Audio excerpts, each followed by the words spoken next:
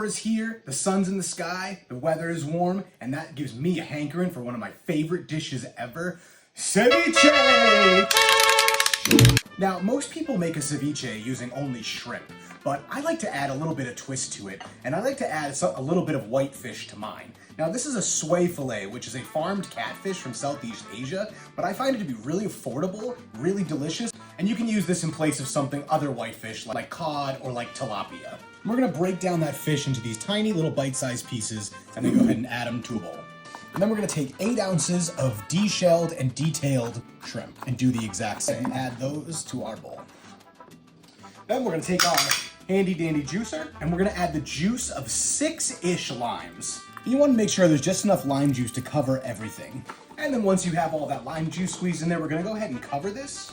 And then we're gonna go ahead and place this bowl in our fridge and we're gonna let it sit for about 2 or 3 hours, just enough to give it enough time to really soak in that lime juice and cook. Now that it's been about 2 hours, we're gonna go ahead and prepare all of our other ingredients, which is really what makes a ceviche a ceviche.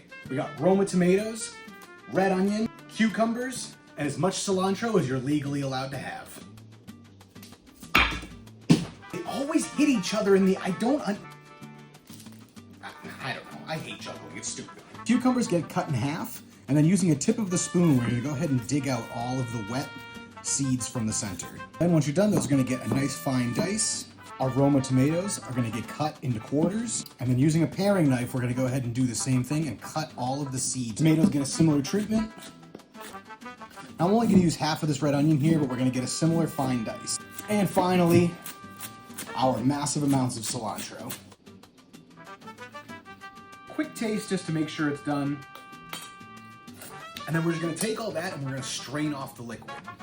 And then we find out what it's like when worlds collide when we put this fish into this bowl of vegetables and we gently stir to combine. And we're gonna finish off by squeezing some fresh lime right over the top. I open the chip bag and this is what I find. This is what I have left. Well, it looks like I'm taking a bite of this with a spoon and I'm gonna throw some chips in my mouth, so cheers. Flawless execution. This is absolutely delicious, and other than the fact that I don't have any chips to enjoy it, this is phenomenal. So, hope you guys enjoyed watching the video as much as I enjoyed making it. Tastes alright to me. Thanks for watching.